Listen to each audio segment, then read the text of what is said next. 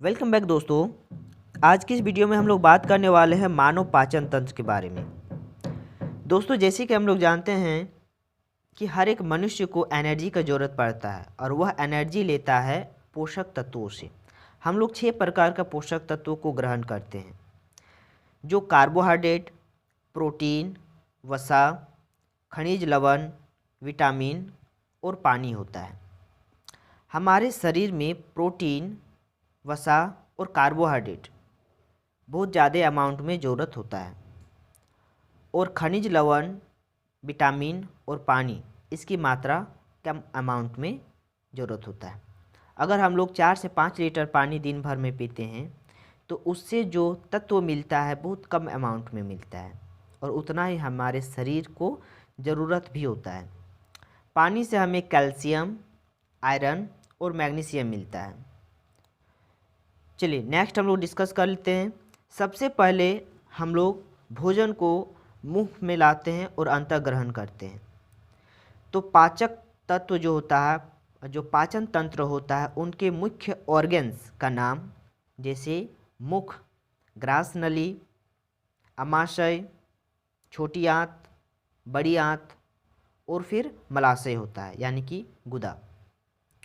और वहीं पर सहायक अंगों के नाम जैसे लार ग्रंथि, यकृत यानी कि लीवर और फिर अग्नाशय जिसको पैंक्रिया भी कहेंगे। इसमें गॉल ब्लैडर भी आता है, पित्ताशय। चलिए तो एक एक करके डिस्कस कर लेते हैं। हमारे मुख में होता है जीभ और दांत और उसके बाद लार ग्रंथि। जीभ जो होता है हार्डेस्ट मसल्स का से मिलकर के बना होता है और जीभों में बहुत अधिक अमाउंट में टेस्ट ग्लैंड पाया जाता है और ये टेस्ट ग्लैंड जो होता है स्वादों का आभास करवाता है। जीवों को सेंस ऑर्गन में भी काउंट किया जाता है क्योंकि ये हमें संदेश देता है। इसके ज़रिए हम लोग संदेश को, टेस्ट को गेन करते हैं। इसके बाद बात कर लेते हैं दांतों के बारे में। तो जीवन में 3 बार दांत उगता है। पहला बचपन, उसके बाद टीन एज में और उसके बाद एडल्ट। और जो बचपन जो होता है वो आपका टेम्पोररी टीथ होता है जो कि 20 नंबर में होता है। टेम्पोररी टीथ जो होता है दूध का दांत झड़ने के बाद परमानेंट टीथ उगता है। तो दांत 2 प्रकार का हो गया, एक टेम्पोररी और एक परमानेंट। परमानेंट टीथ जो होता है टीन एज में सिर्फ 28 दांतें उगती है और जैसे हम लोग एडल्ट एज आते हैं तो फिर 32 दांत होता है यानी कि अकल दाढ़ जो है वो 4 दांत हमारे जबड़ा में उगता है, 4 दांत जिसको अकलदाढ़ भी कहेंगे। तो इस प्रकार से दांतों को हम लोग 4 भागों में डिवाइड करेंगे। कौन कौन सा? इंसिजर, कैनाइन, प्रीमोलर और फिर मोलर। इसका हिंदी नाम हो गया कृतंक, रदनक, अग्रचवर्णक और चवर्णक। कृतंक, रदनक, अग्रचवर्णक और फिर चवर्णक। कृतंक का काम है काटना, रदनक का काम है फाड़ना, वहीं पर अग्रचवर्णक का काम होता है उसको चिबाना और चवर्णक का काम होता है पीसना। तो दांतों का काम क्या है? भोजन के कॉम्प्लेक्स भाग को सिंपलेस्ट भाग में छोटे छोटे टुकड़ों में काटना। इसके बाद बात कर लेते हैं हमारे शरीर में पाए जाने वाले लार ग्रंथि, जिससे लार का निर्माण होता है। लार का पहला काम है कीटाणुओं को किल करना क्योंकि लार जो होता है वो क्षार प्रकृति का होता है। दूसरा काम है भोजन को मॉइस्चर करवाना और लार में पाया जाता है टाइलिन नाम का एंजाइम जो भोजन में मिले कार्बोहाइड्रेट को पाचन करता है। कार्बोहाइड्रेट को स्टार्च के रूप में पाचन करता है और फिर स्टार्च पाचित होता है ग्लूकोज में। आप लोग इसको ध्यान से नोट्स बना करके लिख सकते हैं। हमारे मुख में कार्बोहाइड्रेट का पाचन होता है स्टार्च के फॉर्म में और स्टार्च वापस से कन्वर्ट होता है ग्लूकोज में। ग्लूकोज का फॉर्मूला C6H12O6। इसके बाद भोजन ग्रास नलिका से होते हुए हमारे स्टमक में जाता है, अमाशय में। फूड पाइप जो होता है, ग्रास नली जो होता है वो एक ट्यूब लाइक स्ट्रक्चर होता है, 1 वे डायरेक्शन होता है जो कि मुख को अमाशय से जोड़ता है। एक प्रकार का कनेक्टिव लिंक की तरह कार्य करता है। हमारे स्टमक में अमाशय में 2 एंजाइम और एक एसिड पाया जाता है। एसिड का नाम है HCl, जिसका pH वैल्यू 0 होता है। pH का फुल फॉर्म होता है पोटेंशियल ऑफ हाइड्रोजन। HCl का अगर कार्य देखा जाए तो पहला कार्य प्रोटीन को पाचित करने में मदद करता है। हमारे स्टमक में प्रोटीन का पाचन होता है, तो HCl का पहला कार्य है प्रोटीन को पाचित करने में मदद करता है। दूसरा कार्य है भोजन के कॉम्प्लेक्स फॉर्म को सिंपलेस्ट फॉर्म में कन्वर्ट करता है। और HCl का तीसरा काम है अचानक या फिर गलती से खाए जाने वाले कीटाणुओं को नाश करता है। इसके बाद जो एंजाइम पाया जाता है हमारे स्टमक में, रेनिन और पेप्सिन। रेनिन और पेप्सिन का काम है प्रोटीन को पाचन करना। रेनिन और पेप्सिन का काम होता है प्रोटीन का पाचन करना, और HCl जो है वो प्रोटीन को पाचित करने में मदद करता है, सहायता प्रदान करता है।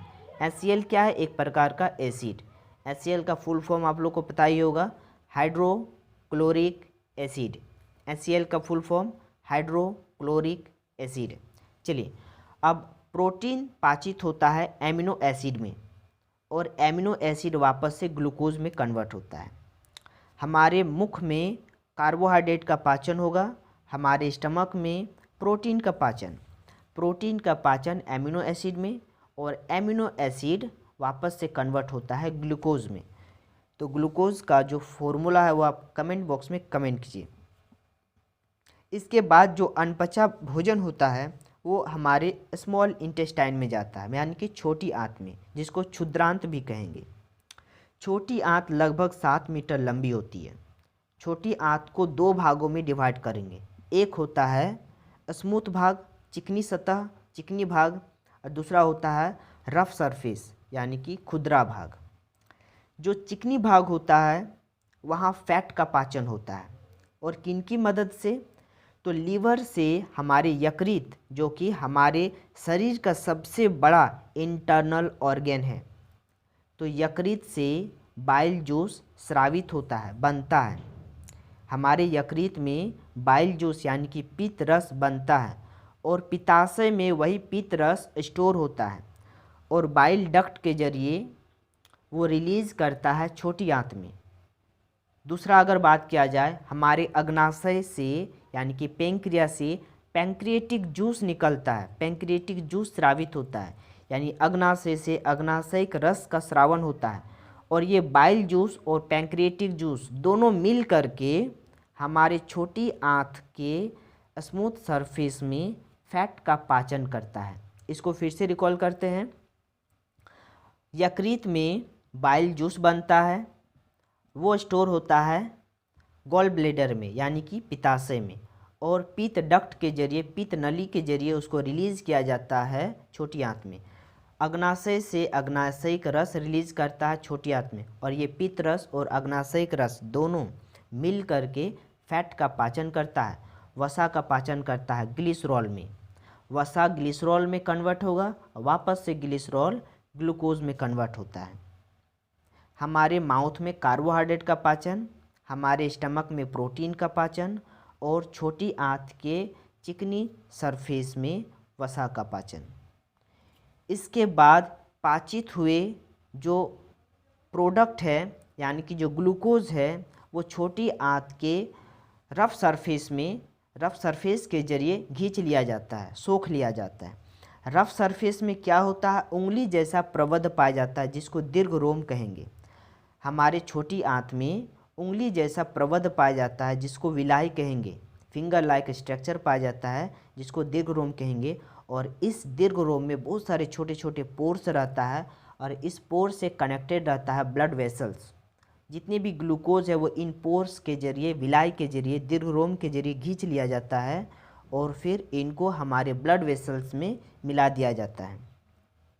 इसके बाद बच गया वाटर और वेस्ट प्रोडक्ट यानी कि मल।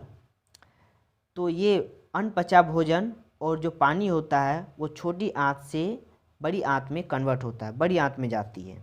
बड़ी आंत को बृहदान्त्र भी कहेंगे, यानी कि बिग इंटेस्टाइन। बड़ी आंत जो होता है इनकी लंबाई 1.5 मीटर होता है। बड़ी आंत में सिर्फ पानी का अवशोषण होता है और किडनी में भेज दिया जाता है। उसके बाद जो बचा भोजन, अनपचा भोजन जो है, मल जो है, वो मलाशय में जा कर के स्टोर होता है। ये जो पूरा कैनाल सिस्टम है, पूरा भोजन पचने का जो प्रक्रिया है लगभग 4 से 5 घंटा लगता है। मलाशय में भोजन स्टोर, जो अनपचा भोजन है, जो मल है, वो स्टोर होते जाता है और वापस से गुदा के जरिए ये बाहर निकलता है। तो इस प्रकार से पूरा का पूरा पाचन तंत्र कंप्लीट। इसको वापस से रिकॉल कर लेते हैं। दांत के जरिए, मुंह के जरिए भोजन को पचाया गया। उसके बाद हमारे मुख में कार्बोहाइड्रेट का पाचन हुआ। टाइलिन नाम का एंजाइम कार्बोहाइड्रेट जो होता है स्टार्च में कन्वर्ट होता है और स्टार्च ग्लूकोज में। उसके बाद स्टमक में HCl, रेनिन, पेप्सिन मिलता है। ये तीनों का तीनों मिल करके प्रोटीन का पाचन करता है, एमिनो एसिड में और ग्लूकोज में कन्वर्ट करता है। स्मॉल इंटेस्टाइन के स्मूथ भाग में फैट का पाचन होता है, ग्लिसरॉल में कन्वर्ट होता है और फिर वापस से ग्लिसरॉल ग्लूकोज में।